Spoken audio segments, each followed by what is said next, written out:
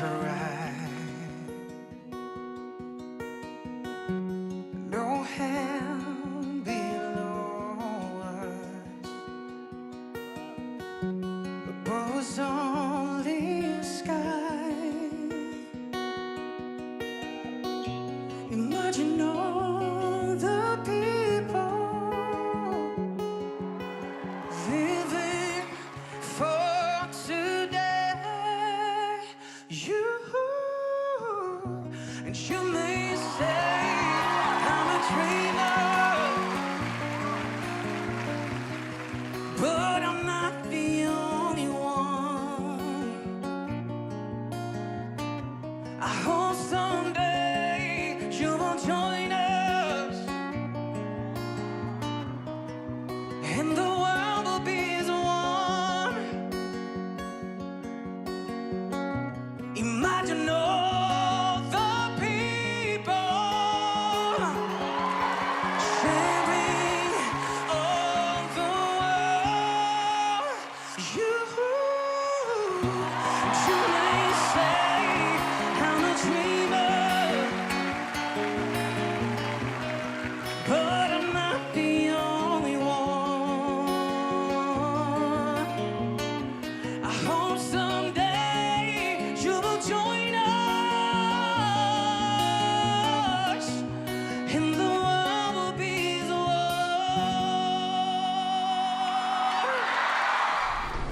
I don't know if you watched the most recent season of America's Got Talent, but I don't know how he didn't win. Because he is fantastic. Great art with great passion and skill is moving. Imagine a world that is united, that lives as one. This iconic song penned by Beatle John Lennon was ranked 3rd by Rolling Stone in their 500 greatest songs of all time. It was written during a time of great upheaval. The Vietnam War, the Civil Rights Movement, the Cold War with Russia, and numerous assassinations made it seem like America had never been more divided. Sound familiar? Lennon's dream captured the imagination of many and is still powerful today. Unfortunately, Lennon thinks that the world would be better off, that we as people would be better off without religion. It's easier to imagine everyone living in unity once ideas like heaven and hell and God are put in the grave, he says. People can live in peace once God is removed, when there's no more religion to divide people. And this isn't a new idea. Many people see the diversity of religious thought as a primary divider of people. And the truth is, we live in a world that is not as it's supposed to be. We're east of Eden, as American author John Steinbeck says. Fear and suffering is the universal human experience. And how to deal with this and explain the broken world that we live in, the fear and the suffering, is where religion comes from. In the face of seeming irreconcilable differences between religious paths, many people are attracted to the idea that religions start in different places, but ultimately all lead to one point. Right? They're just different parts of the same elephant, or different paths up the same mountain, all culminating at one summit. And if this were true, perhaps it would reduce the conflict between adherents of different faiths, and we could all just get along. If we could just do good and love others, ultimately we'll all be one and honor our faiths as well. Now, this view, while it sounds nice, does violence to the teachings of different faiths and their histories, cultures, and uniqueness, and misses the point that should instead encourage us, that the fingerprint of God is on the human soul, and the universal longings and needs that we all experience gave rise to all religions. Instead of a mountain with different paths converging at the summit, it's more accurate to invert the picture, that all religions started at the same point. The universal experience of human brokenness, a world that's beyond control, where pain and suffering impact us all, and that death is coming for everyone. So they all start at the same point, but then diverge. Skye Jethani, author of the book With, that inspires our series, explains it this way. This shared reality, the nature of the world after Eden, is why we are all afraid. And to mitigate our fears, we all seek to control our world. If we can harness and control the unpredictable forces, subdue our environment, and rule over our circumstances, then we can alleviate our fears, or so we believe. It's from this starting point, our deep desire for love and community amidst our broken world. From here is where religion emerges. Instead of being paralyzed by choice or assuming that there's no answer in light of the diversity of options, I am encouraged. All humans experience the same thing. We all have universal longings and fears, and they're meant to push us to God. God's fingerprint is on the human soul, and he's longing for us to come home to him. So much so that he sends Jesus to lead us back home again and invite everyone to follow him on a path of life and love. But I'm getting ahead of myself. Every religion, and even certain ways of following Christianity, try to control the uncontrollable through sacrifices, through different lists of right and wrong, through throwing ourselves into caring for others, or even into doing ministry, serving God with our lives, hoping to get the blessings and the wisdom of God to live well so that we don't really need God at all. All of these methods are represented in the different ways we relate to God and the postures we take towards God that we are exploring in this series. Over, under, from, and for are ways we try and control our situation in the world that is so uncontrollable. But these options are a problem because they're all about control, about enthroning us at the center of our worlds, little kings with little kingdoms. And just like the Garden of Eden, when Adam and Eve decided they knew better than God and wanted to strike out on their own, they all fail. All of us want self-rule. We want a relationship apart from God. And this is a simple way of understanding the term that the Bible uses and calls sin. But Jesus' invitation is into a relationship. And relationships are not about control. Jesus invited us to follow him. He said that the Spirit takes up residence in all who have embraced the life that is truly life in Christ, and that the Spirit dwells in us. The invitation of Jesus is to be with God, to be in a life-giving relationship with the source of all love and life. Jesus prayed that his followers would be one, just as the Father, Son, and Spirit have been one for all eternity. And it's an invitation to rest in relationship with God, not to manipulate or ignore or subtly try and control God, but to be with him. Jesus says it this way in John 15. Remain in me and I will remain in you. For a branch cannot produce fruit if it is severed from the vine, and you cannot be fruitful unless you remain in me. Yes, I am the vine, you are the branches. Those who remain in me and I in them will produce much fruit. For apart from me, you can do nothing. The invitation is to live with God and no longer be apart or separate, but to be one. Unfortunately, out of fear and distrust, we seek control and we end up in a very different sort of relationship and a very different posture towards God. And this is what we're going to explore together in our next 4 Sundays and at our fall retreat, Momentum. How do we get it wrong? In what ways are we still living in fear, seeking control? And how can we start to live with God instead? Each of these Sundays are going to encourage us back towards relationship and out of manipulation or fear, back to trusting, faith, hope, and love. But it's so important for us to learn to lean into relationship with God that we're going to make sure that we identify the unhealthy postures that we take towards God so we can choose the right one. We can learn to be with God. So in Lenin's Imagine, he dreams of a life where God and religion is no more, believing that this will fix the ills that lead to conflict. But this view ignores 2 critical things: human nature and history. Brokenness is the universal human experience, and we all have great capacity for good and for evil. It's not religions or nations or institutions where this capacity resides. It's in the human heart.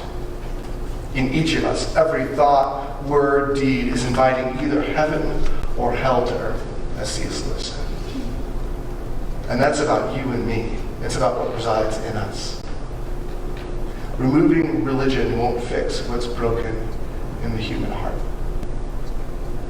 Without divergent faiths, there would still be plenty to fight about.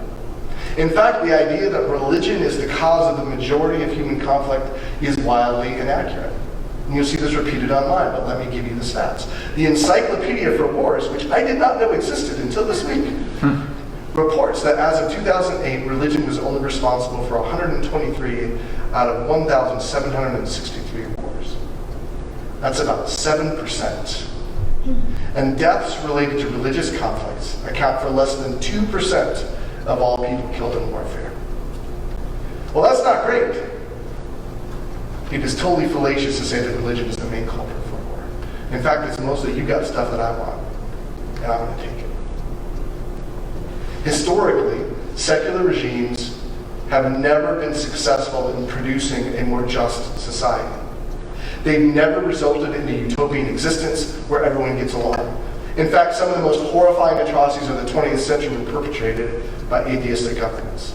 In Stalin's Soviet Union, most estimates put the death toll at 20 million. Mao's revolution in China resulted in 65 million deaths. The Khmer Rouge in Cambodia wiped out a whole generation, 2 million people. Today, North Korea's oppression continues with at least 2 million dead. Life free from religion or God does not produce a better life. It does not give us a life free from fear or suffering. In fact, history tells it produces just the opposite. This is the posture of life over God.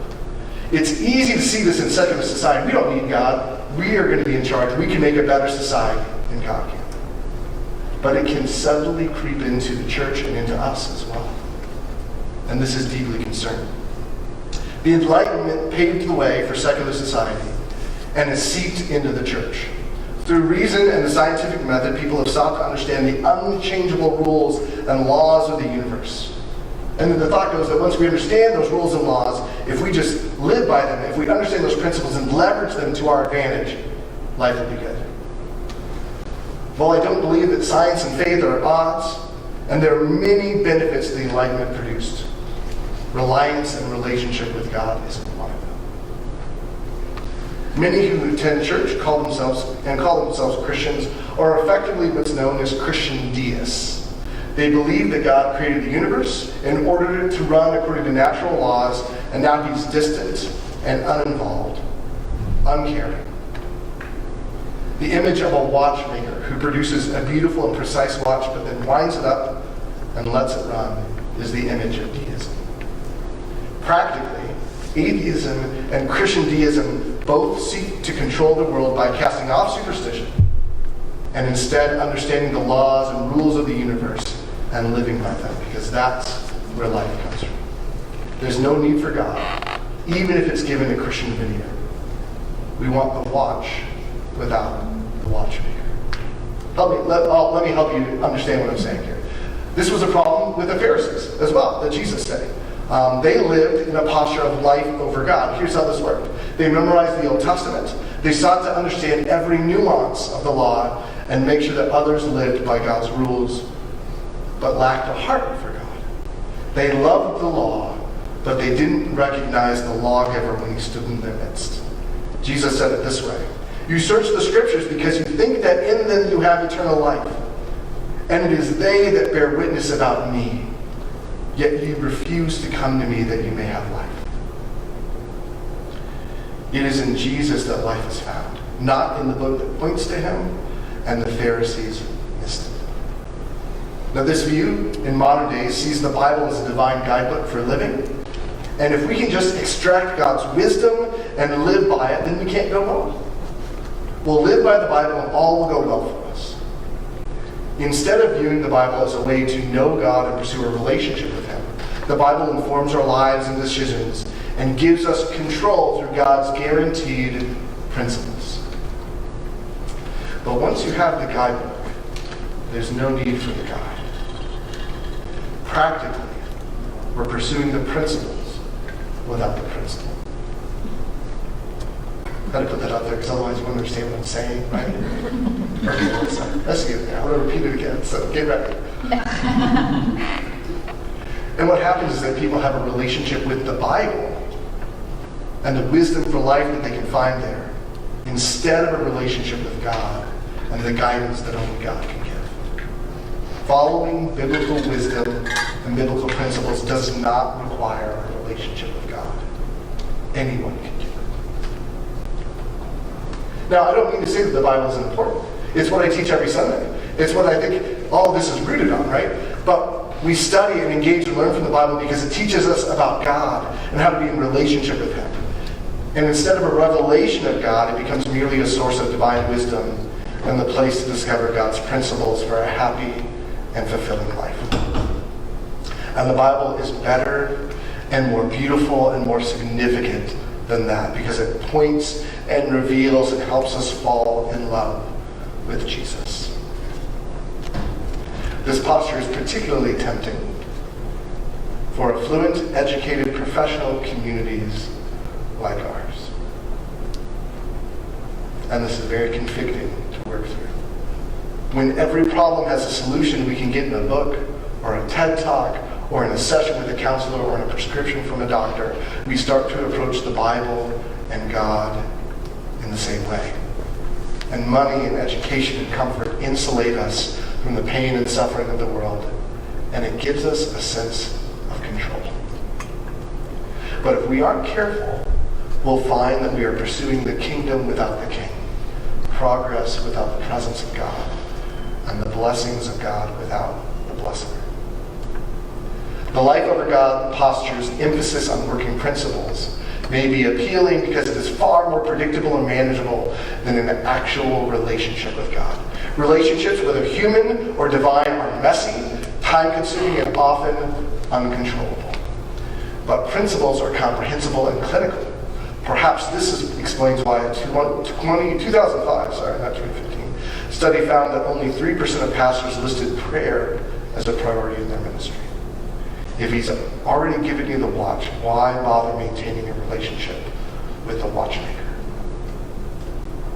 Now, this posture isn't anything new. It's been going on for thousands of years, and Moses is an excellent example of it. Throughout Exodus and Moses' leadership of Israel and the journey to the Promised Land, Moses' staff was used to perform many great miracles, right? The staff changed into a snake and back. It turned the Nile into blood. When Moses raised the staff, the sea parted. He struck a rock with it and water gushed forth. When he held it aloft with the help of Aaron and Hur, the Israelites were victorious in battle. If Moses was going to write a book about doing miracles or biblical leadership, it could be titled, "It's All About the Staff." Time and again, he's using his staff. But Moses started to trust in what had worked before instead of the source of the power in the first place, God Himself. In Numbers 20, we see this play out. Israel's again lacking water, and the people are complaining for like the millionth time, and Moses is really tired of it. And so this is what happens. Moses and Aaron turned away from the people and went to the entrance of the tabernacle, where they fell face down on the ground. Then the glorious presence of the Lord appeared to them. The Lord said to Moses, "You and Aaron must take the staff and assemble the entire community. As the people watch, speak to the rock over there, and it will pour out its water. You will provide enough water from the rock to satisfy the whole community and their livestock." So Moses is supposed to take his trusty staff that's worked for him again and again, but this time he's not supposed to try to strike the rock. That's what he did last time. He struck the rock, water came. But in front of all of the people, with everyone watching, Moses is just supposed to speak to the rock and reveal God's power and provision for His people. But something happens in Moses between this conversation with God and water welling up from the rock, or really from this interaction with the people. Then he and Aaron summoned the people to come and gather at the rock. "Listen, you rebels," he shouted. "Must we bring you water from this rock?" Then Moses raised his hand and struck the rock twice with the staff. So in the face of the angry, thirsty mob, Moses was desperate. He needed whatever he was going to do next to work. They needed water, and his reputation and his life was on the line. So Moses did what had always worked in the past. He used his staff. He struck the rock. Fear, desperation, and the need to control the outcome to make sure that he was effective resulted in him ignoring God, not doing what God told him in their time of communion and trusting what had happened in the past. Who needs the blesser when you have the blessing. He trusted in the principle instead of the principle. Thanks. That was a nice pretend smile. I like that. And this choice had terrible consequences for Moses. The Lord said to Moses and Aaron, because you did not trust me enough to demonstrate my holiness to the people of Israel, you will not lead them into the land I've given them. So after leading the people of Israel for many years, Moses and Aaron never entered the promised land. This story is a perfect example of the life over God posture. Instead of relying on a relationship with God, the life over God posture seeks proven principles. This way of relating to God reduces God to a formula. God always works this way. God would never do that. God only does this. God did it this way in the past, and he will do it that way again. As if God isn't the infinitely creative one. Joshua didn't march around every city 7 times like he did Jericho. He didn't say, it worked last time. The walls came tumbling down. This is the new plan. Every city we come to, 7 times. It's just going to work for us. No, he did that because it was in response to communion with God and obedience to God in a unique situation. Throughout the Old Testament, we see God saving the Israelites numerous ways, but he is not compelled to act because we follow a certain pattern or formula. If he was, we would be in control. And that's what the life over God posture is about. Now, in today's church culture, this quickly gives rise to messages and conferences and books about the proven God-honoring principles for everything. And it's easy to leave God out of it. When we have the plan, why do we need the planner?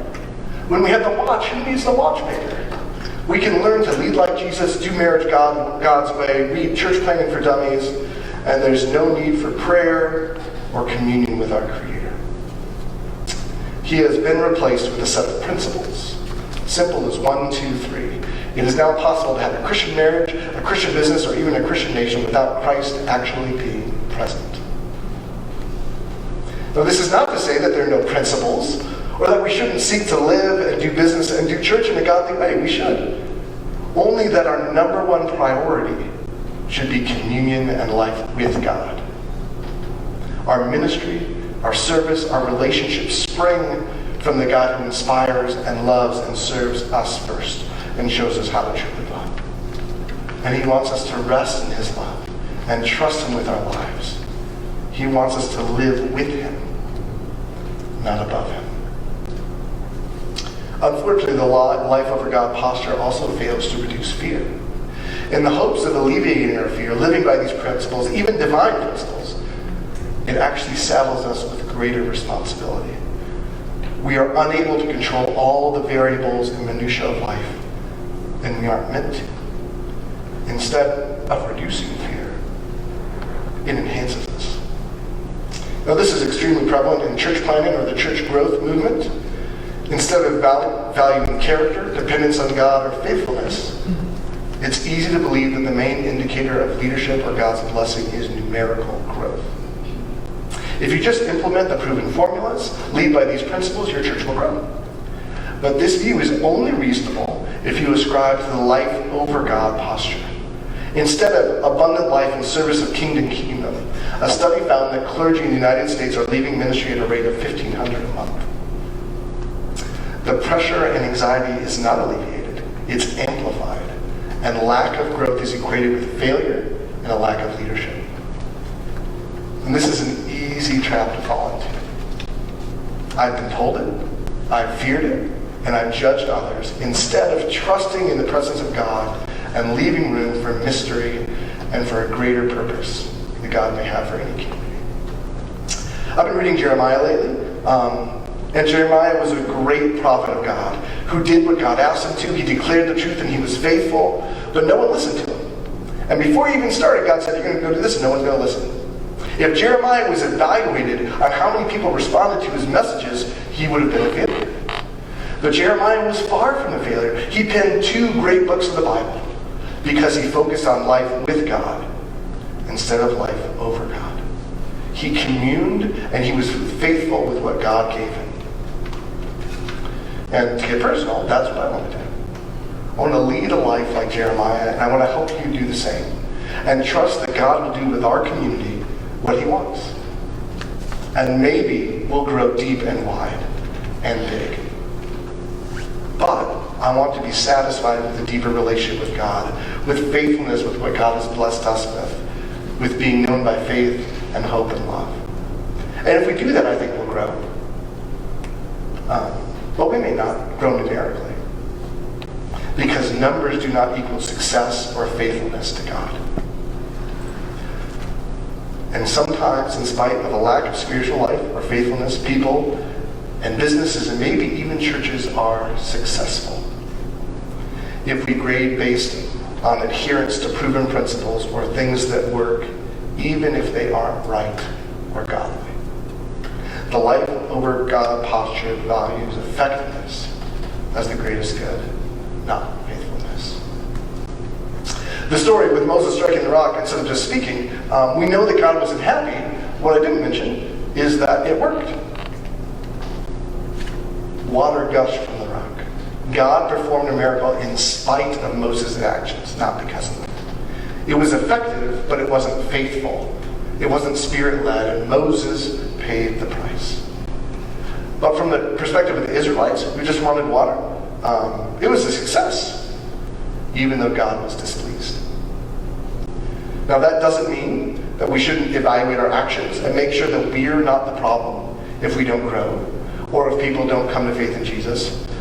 But sometimes we're connected to God and being faithful, and he isn't bringing an increase for his own reasons. One of the most freeing things for me in ministry is learning to rest and trust God, to really believe that everything doesn't depend on me. To trust when Jesus said, I will build my church and the gates of hell shall not prevail against it. To trust that God loves you, that he loves Damascus Road, that he loves my wife, that he loves my kids way more than I do. That I can't make anyone choose Jesus, and all I can do is be faithful to share how Jesus changed my life and invite others into the same relationship. I'll do my best to live out 1 Thessalonians 2:8, my favorite verse in the Bible. Because we loved you so much, we were delighted to share with you not only the gospel of God, but our lives as well. We share our lives and our faith, not just one or the other.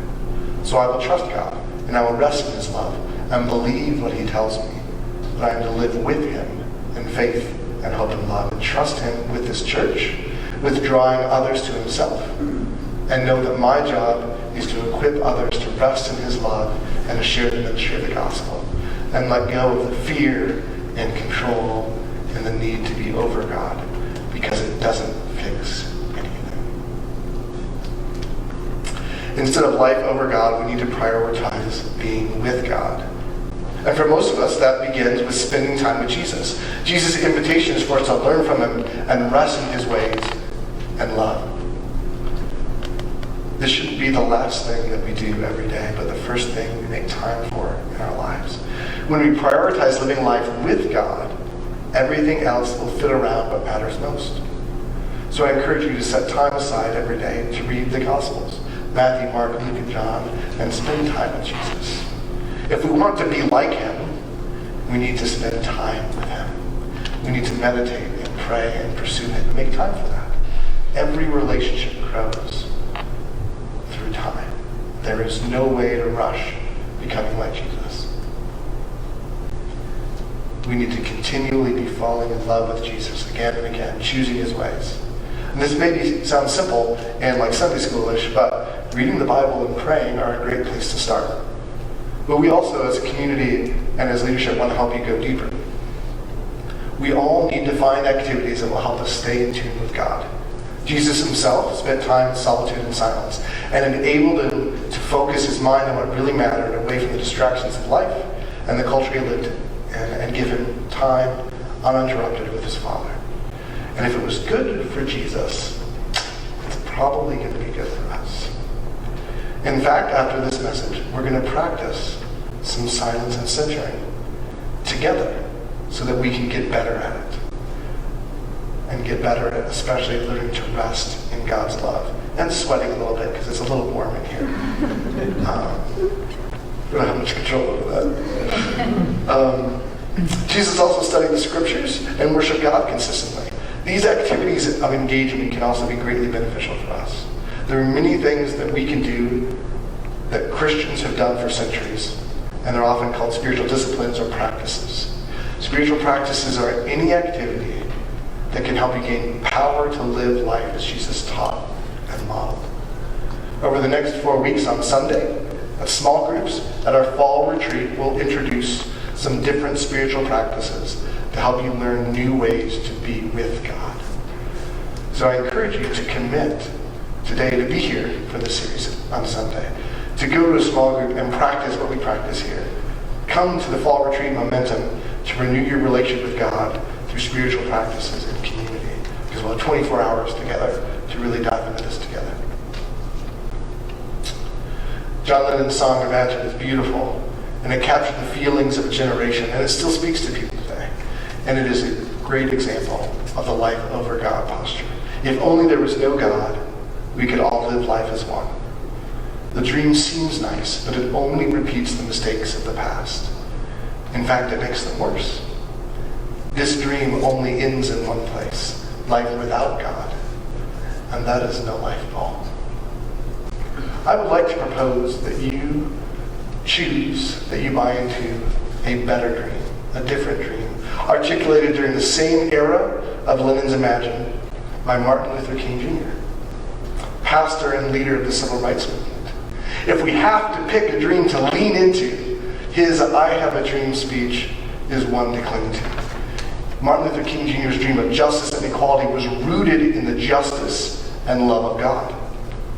And we know from the Bible that that's where history is headed. There's a king and a kingdom coming, where all that is wrong will be made right, where justice rolls down like waters and righteousness like a mighty stream. We may not live there now, but we can work towards that in partnership with God. And we can only have progress like this towards justice and peace when we have the presence of God. There is no blessing apart from the blesser. Revelation gives us a beautiful picture of where we're headed. Then I saw a new heaven and a new earth, for the old heaven and the old earth had disappeared. And I saw the holy city, the new Jerusalem, coming down from God out of heaven, like a bride beautifully dressed for her husband. And this is the story of how the Bible, the story of people, concludes. At the end of the age, God renews and recreates and redeems all creation. Redemption is always about the redemption of all creation. God didn't create anything just to destroy it. He redeems it. And the story that begins in oneness with a three-in-one God creating everything to share in the self-giving, sacrificial love is finally restored and redeemed from the brokenness of the fall. And Jesus' sacrifice is consummated with a new reality, the coming of the kingdom. All of the Bible, when it is looking forward to a perfected world and future, to the fullness of God's kingdom, is looking towards the new heaven and new earth that Revelation talks about. A day is coming when we will no longer be separated or divided or alone.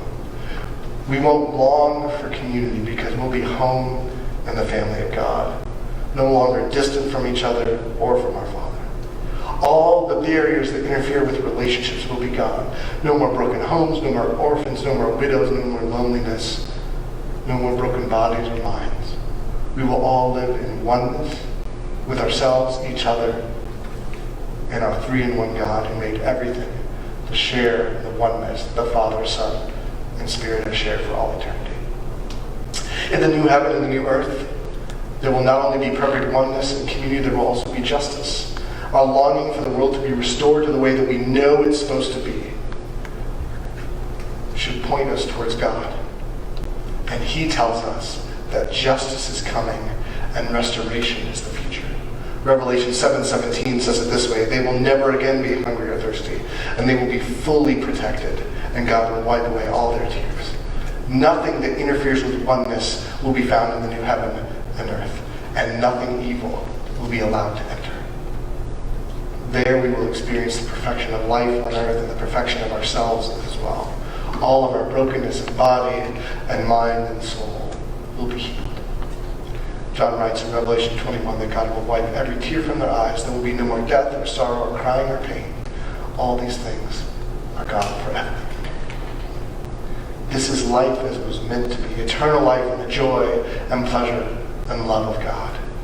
The best picture we have of what this would look like is the Garden of Eden. In the Garden of Eden, Adam and Eve lived in perfect relationship with God, each other, and all created things. Everything in perfect oneness and shalom. There was no sin or pain or brokenness. They worked with purpose and enjoyed all God had made, but without any of the problems or issues we experience today due to human brokenness and nature's unpredictability.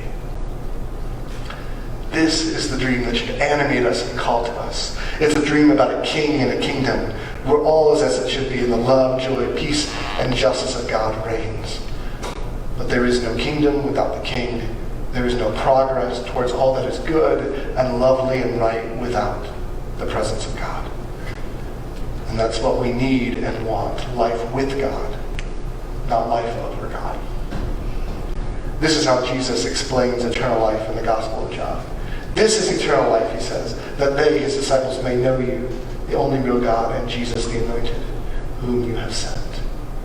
Jesus is describing life with God, that this is where eternal life is found, both now and forever. It's knowing God, it's knowing Jesus, and the good news about this eternal kind of life is that it can begin now. It continues as we learn to love like Jesus, and then it moves into eternity. So let's choose this. Let's choose life with God and no other. Let's pray. Heavenly Father, we admit that suddenly it's really easy to just live on our own strength and to extract the wisdom that the Bible has and do our best to live by godly principles, but then forget to dwell in your presence, to rest in your love, to choose a relationship with you, to bring all of our cares to you and cast them on you because you care for us and pray. We want to be people who are living with you, who are guided by you. And yes, that's about the Bible, and that's about being in community and learning, but it's also about your presence, and we long for your presence. We long for your embrace. Help us to be people who learn to rest in your love and live with you instead of over you. It's in Jesus' holy and precious name I pray. Amen. So every Sunday, we do a reflection after the message. So we're going to do two things. The first is, inside your medium, there's a communication card, which is a chance for you to loop us in, to give us any information you're comfortable with us having, so we can keep you in connection, so you would know, hey, why is Damascus Road not where they normally are? They're here. If we don't have your phone number or your email, we can't let you know. So fill that out. On the back, there's some possible responses. You can choose ways to get involved. So as you fill that out, I'm going to explain what we're going to do after you do that. And then when you get a chance, the offering basket's going around a little bit later. You can drop your cards in there. But I said we're going to do a practice. And we're going to do something that is super uncomfortable and really uncomfortable for me because I like to talk. And that is that we're going to practice silence and centering together. And so I'm going to explain what we're going to do while you fill it out. And then I will lead you through a practice together. And this will be like 7 minutes. So this isn't going to be forever, but it might feel like forever because we're really, really bad at being silent and still and undistracted. The first challenge we face in being with God is our lack of ability to slow down and focus, to be with God, to abide in the vine, to rest in God's love. We first have to learn to quiet ourselves and our busy minds and hearts. So we're going to practice the silent breathing prayer. You actually have a little handout in your medium as well that you can take with you to help expand your toolbox of ways to be with God. And we're going to just spend some time abiding in God's love, learning to rest in His love. It sounds easy, but like all good things, it takes practice and work, and you will get better if you start doing it. So the first step is to put away your phone or any other distractions. So if you haven't finished filling out the card, it's okay. Stop now. You can come back to it. The service isn't over. And be comfortable and relax. For most people, this looks like sitting in a comfortable position. Shoulders relaxed, legs on the floor, good posture. I have terrible posture, so it's not very comfortable for me. Some people, this is better lying on your back or like standing up. And if you need to do that, that's okay. No one's going to judge you. Do what works for you. The goal is to learn to be able to rest and be with God. In your daily life, some people like to do this when they fold laundry or while they're walking, doing dishes, even drawing our ways. You can do this as well. But just get comfortable and relax. Next, we're going to start with a breathing prayer. So close your eyes and take long, deep, slow breaths. If you want, you can count 4 seconds in, wait for 4 seconds, and then 4 seconds to exhale. And you just repeat that. Inhale through your nose, exhale through your mouth.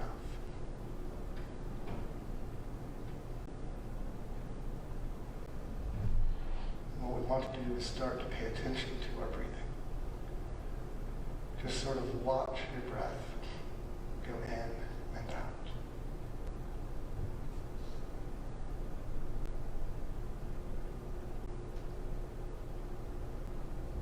And as you do this, the goal is to begin to release the constant chatter in our minds. Let every thought that comes into our minds go quickly and just focus on our breathing in and out.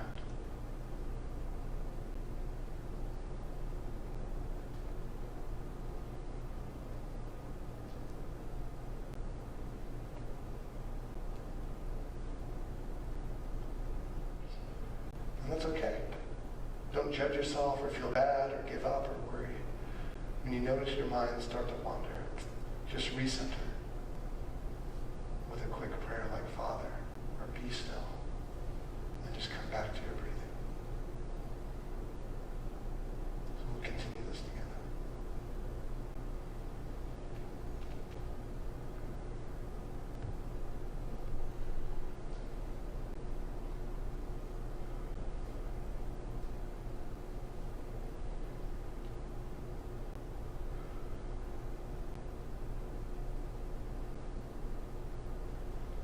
Next, what we're going to do is just spend a few minutes resting in God's love or abiding in the vine. So transition from your breathing prayer to practicing the presence of God. So what we want to do is begin to notice God's presence around you, in you. For some people, it's helpful to imagine God sitting in a chair across from you or on a throne. For me, I like to imagine sitting in God's lap, just climbing up into his lap and feeling him embrace me. Just as my sons like to climb into my lap and just rest.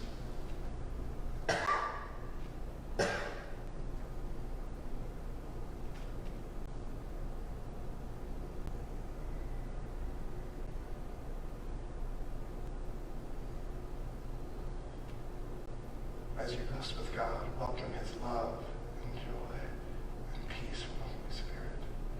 This is where memorized scripture can be helpful, because God calls you his beloved. He calls you his sons and your daughters.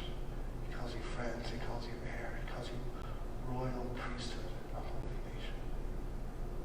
Let the identity that God has given you because of righteousness and sacrifice of Jesus rest in your soul and be embraced by the Father.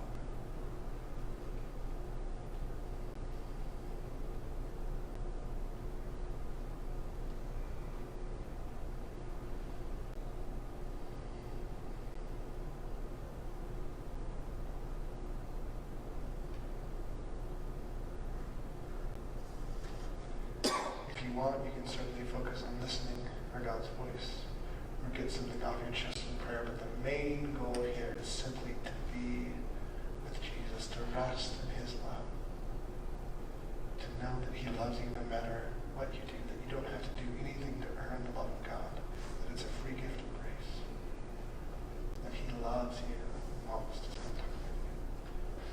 You don't have to do anything. Just relax and enjoy his presence.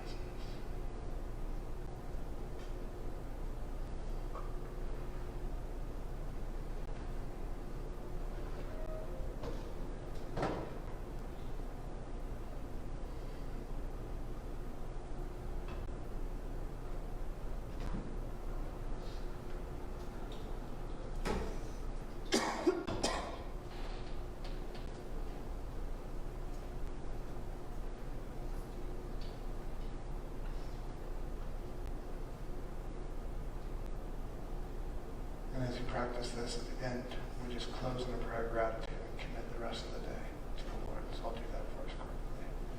Heavenly Father, we love you. We admit that even a small period of silence and stillness is really hard. We want to get better because we want to learn just to be centered and to rest in your love. Now that we don't have to do anything to be cradled in your embrace. Thank you for all that you've given us, for your Spirit, for your presence, for your Son. Help us to live in light of your love and to get that love more and more away. We know that we learn to love from you and that our time with you helps us to be more loving and gracious as your Spirit animates our lives. We love you, Heavenly Father. In Jesus' holy and precious name I pray. Amen. Good job, guys. A few things to note. You can't succeed or fail at this practice. This is just something that you show up for. And you be patient. And for some people, it takes years to master. Resist the urge to say, I'm bad at this. You probably are. It's okay. This isn't for me. I don't like being still or being quiet. You really need to learn to be still and be quiet. Because our phones are constantly drawing us in a distraction. And it's not good for our soul. Don't judge yourself, especially if you're an overachiever type. Like 2 minutes is good. 2 minutes is awesome. Feel encouraged by 2 minutes. If you get up to 10 minutes, it's like a home run. You know, we can change the goalpost later, but right now, 2 minutes is a really good place to start. Just learn to rest with God. If sitting still for you is like death and you're hyperactive, do this while you're stretching or go for a walk. And instead of focusing on your breathing, just focus on your walking. Allow it to center you, to calm your mind, and begin to learn to rest in God's love. And like I said, we've given you a small card to take with you, the directions on how you can practice this yourself. Every week in this series, you're going to get another card with a different practice.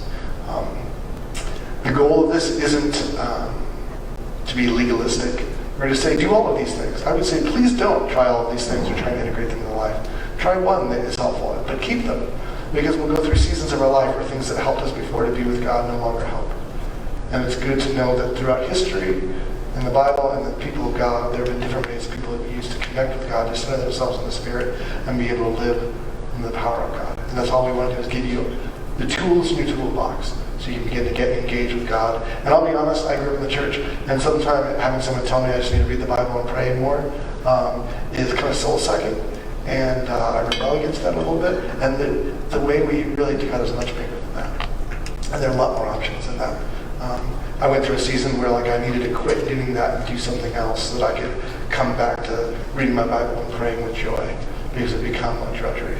And so we want to equip you with ways that you can learn to be with God throughout this series. And you'll practice again. You go to a small group, you're going to practice this again.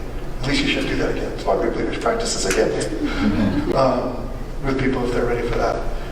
And let's prioritize our relationship with God and trust that from our relationship with Him, with our time with Him, good things will spring. Jesus says, seek first the kingdom of God and His righteousness, and all these things will be added to you. And that's what we're seeking. We're going to learn